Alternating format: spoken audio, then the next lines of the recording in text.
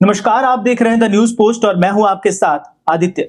बात करेंगे झारखंड की टॉप 24 खबरों की, जिसमें आज हम बात करेंगे राष्ट्रीय शोक की, मुख्यमंत्री मैया सम्मान योजना की, शिक्षा से जुड़ी खबरों की, मुख्यमंत्री हेमंत सोरेन के नए आदेश के साथ झारखंड सरकार से जुड़े नए अपडेट और कैसा रहेगा मौसम का हाल।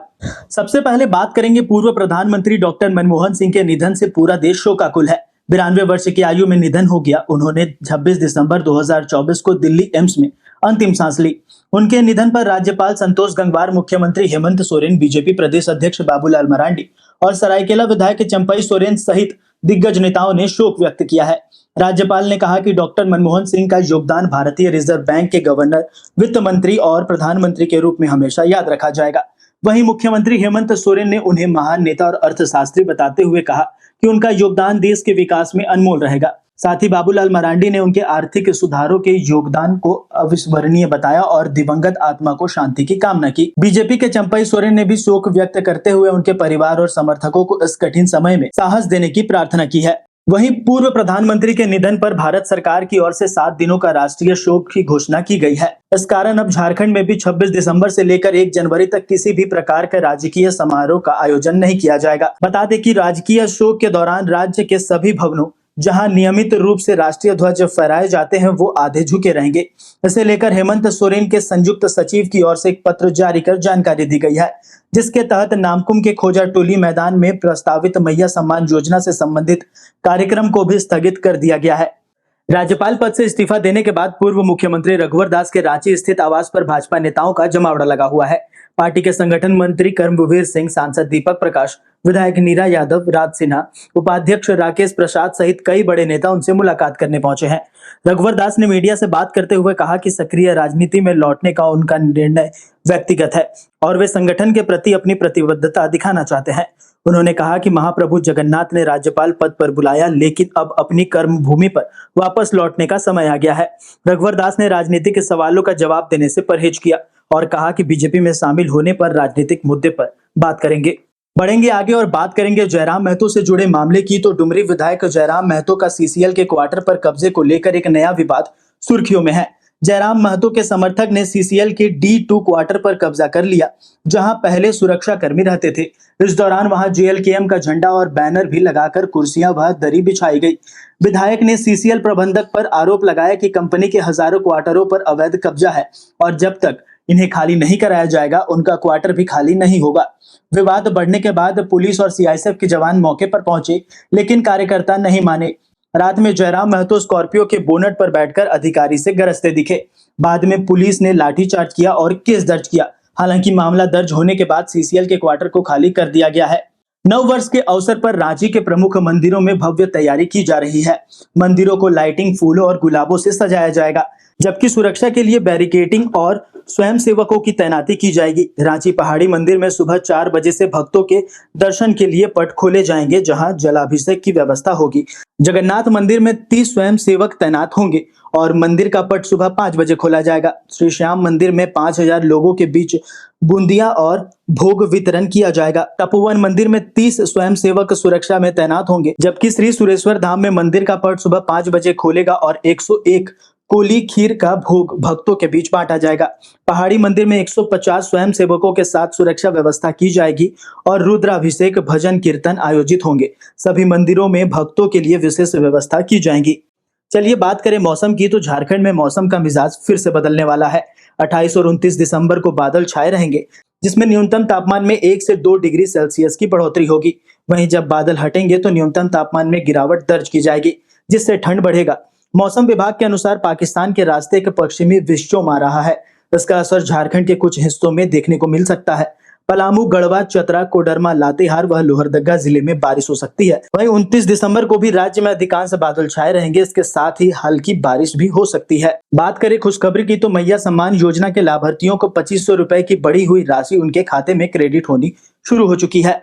लाभुकों को 5वीं किस्त का बेसब्री से इंतजार था। आपको बता दें कि पूर्व में 11 दिसंबर को 5वीं किस्त मिलने की तिथि निर्धारित की गई थी, जिसके बाद 26 दिसंबर को राशि लाभुकों के खाते में पहुंचनी है।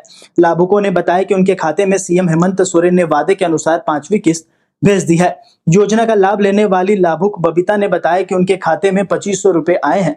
साथ ही उन्होंने खुशी भी जाहिर की है। बढ़ते हैं आगे। झारखंड में एक बार फिर से उग्रवादियों ने अपनी धमक से दहशत फैला दी है। बता दें कि बीती रात लातेहार जिले के सदर थाना क्षेत्र के उलगाड़ा गांव के रहने वाले वार्ड सदस्य बाल गोविंद साव की हत्या उग्रवादियों ने कर दी है। बाल गोविंद साव उलगाड़ा गांव के औरंगा नदी पर बन रहे पुल निर्माण कार्य में मुंशी का काम करते थे। बताया जा रहा है कि यह हत्या लेवी के लिए की गई है। घटना को लेकर बताया जा रहा है कि पुल निर्माण कार्य के साइडिंग पर बीती रात बाल गोविंद तथा एक अन्य मुंशी रुककर बातचीत कर रहे थे। इसी दौरान लगभग 8 की संख्या में झारखंड संघर्ष जन मुक्ति मोर्चा के उग्रवादी पहुंचे और मुंशी बाल गोविंद को पकड़कर अपने साथ नदी के किनारे ले गए। उग्रवादियों ने वहां बाल गोविंद साव की जमकर पिटाई की। उसके बाद धारदार हथियार से मारकर उसकी हत्या कर दी। उग्रवादियों ने घटनास्थल पर प्रदीप सिंह के नाम का एक पर्चा भी फेंका है और घटना की जिम्मेदारी ली है। पर्चा में साफ साफ लिखा है कि ठेकेदार की गलती के कारण मुंशी की हत्या की गई है। झारखंड के धनबाद जिले से एक बड़ी खबर सामने आ रही है। यहाँ गोविंदपुर थाना क्षेत्र अंतर्गत आमघाट में शुक्रवार अहले सुबह पार्थ इस्पात प्राइवेट लिमिटेड में आग लग गई। इसके बाद घटनास्थल के आसपास अफरा तफरी मच गई। स्थानीय लोगों ने तुरंत घटना की जानकारी दमकल विभाग को दी। सूचना मिलने पर पहुंची फायर ब्रिगेड की गाड़ी आग बुझाने की कोशिश करती नजर आई। हालांकि आग की लपटें इतनी तेज थी कि दमकल की एक गाड़ी आग को पूरी तरह से काबू नहीं पा सकी। ऐसे में मौके पर दमकल की दूसरी गाड़ी आग बुझाने पहुंची। 2 घंटे की कड़ी मुश्किल के बाद आग पर पूरी तरह से काबू पाया गया, लेकिन आग बुझने तक काफी नुकसान हो चुका था। वहीं नए साल को लेकर राजधानी रांची में ट्रैफिक व्यवस्था सख्त की जा रही है। इसे लेकर सुरक्षा के पुख्ता इंतजाम भी किए जा चुके हैं।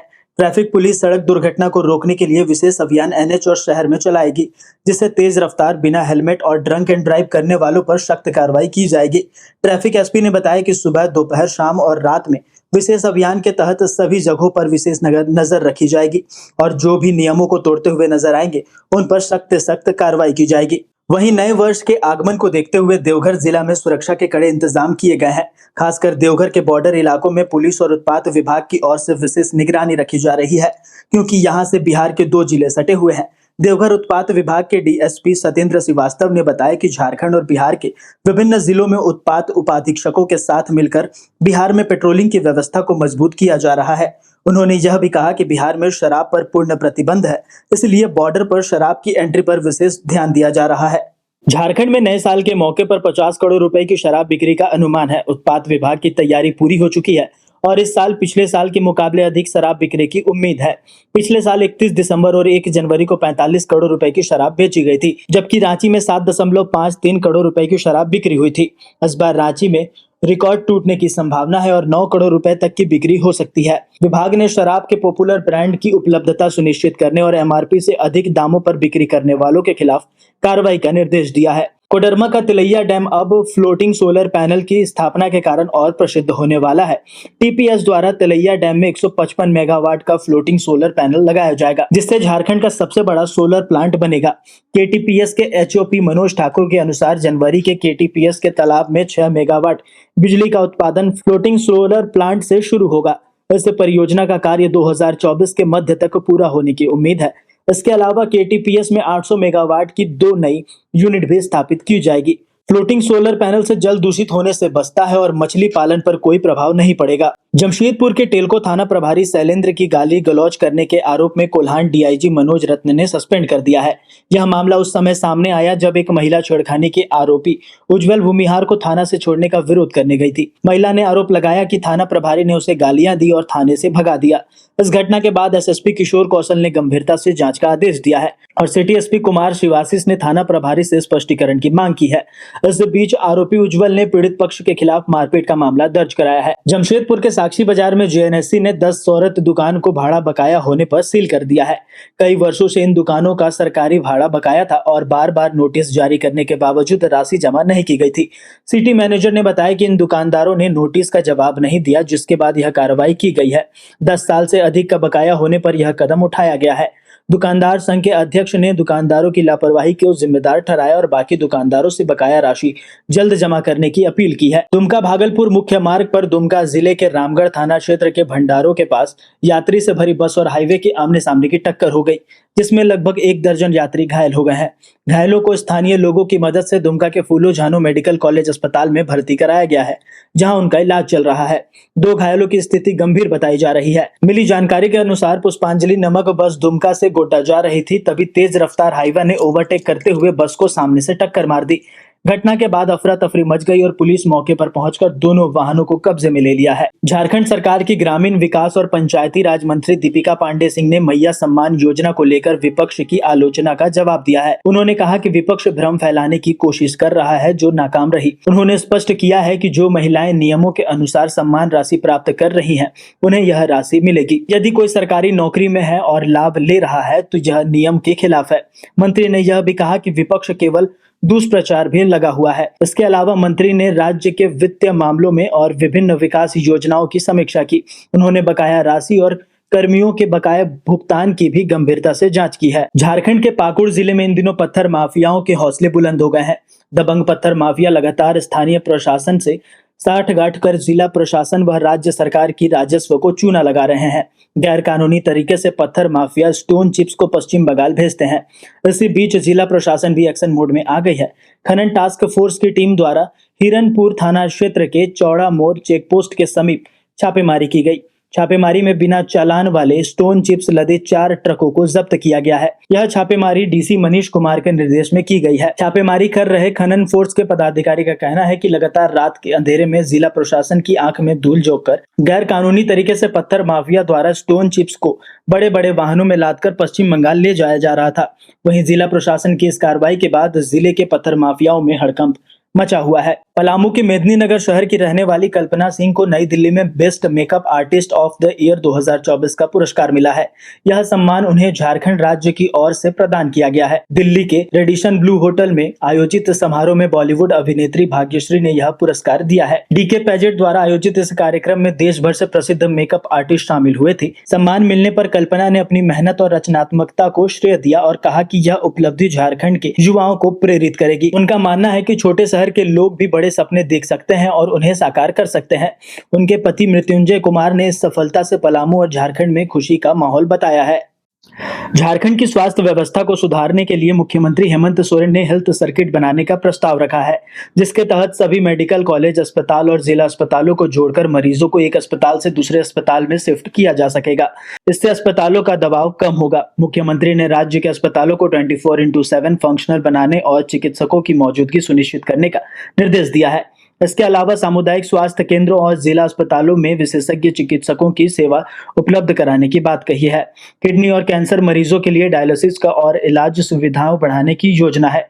मुख्यमंत्री ने रिम्स के सुविधा, नई चिकित्सा सुविधाओं और रांची की यातायात व्यवस्था को बेहतर बनाने का भी निर्देश दिया है। धनबाद के एसएसपी ने शुक्रवार को प्रेस कॉन्फ्रेंस कर बताया कि गैंगस्टर प्रिंस खान के 6 गुर्गे को गिरफ्तार करने में पुलिस को सफलता मिली है। इनकी गिरफ्तारी से धनबाद में हाल फिलहाल में घटित 3 क्राइम की बड़ी घटनाओं का खुलासा हुआ है। इसके लिए एसआईटी का गठन किया गया था। गिरफ्तार अपराधी किसी बड़ी घटना को अंजाम देने की फिराक में थे, लेकिन उससे पहले पुलिस ने पकड़ लिया। इनके पास से हथियार और जिंदा गोली भी बरामद किया गया है। धनबाद में एसीबी ने जिला अभिलेखागार स्थित रिकॉर्ड रूम में प्रधान सहायक संजय कुमार और उसके सहयोगी सोमनाथ चटर्जी को 6,500 रुपए की रिश्वत लेते गिरफ्तार किया है। दोनों आरोपियों पर टुंडी इलाके में मनोहर महतो से जमीन के दस्तावेज दिलाने के एवज में रिश्वत की मांग करने का आरोप लगा था। शिकायत मिलने के बाद एसीबी ने जांच की और मामले की सत्यापन पाया, जिसके बाद टीम ने जाल बिछाकर दोनों को रंगे हाथों गिरफ्तार कर लिया है। एसीबी ने संजय कुमार के फ्लैट में छापेमारी की, लेकिन वहां से कुछ नहीं मिला। यह इस साल का एसीबी का 11वां ट्रैप था। नई साल में देवघर सदर अस्पताल में इलाज कराने के लिए आने वाले लोगों को इलाज से अधिक पार्किंग शुल्क में खर्च करना होगा। इसके लिए अस्पताल प्रबंधन की ओर से टेंडर की प्रक्रिया की जा रही है। इसके तहत वाहन से सदर अस्पताल आने वाले मरीजों व उनके परिजनों को पार्किंग शुल्क के रूप में 10 रुपए से लेकर 100 रुपए तक चुकाना होगा। अगर आप हर महीने रिचार्ज करने से झंझट से परेशान हैं, तो एयरटेल ने सालाना रिचार्ज प्लान को पेश किया है, जो यूजर्स को बेहतर फायदा देगा।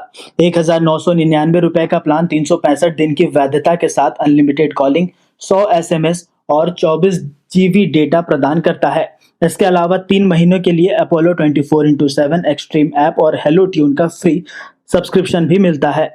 3,599 रुपए का प्लान अनलिमिटेड कॉलिंग, 2 GB रोजाना डाटा और 100 SMS के साथ आता है।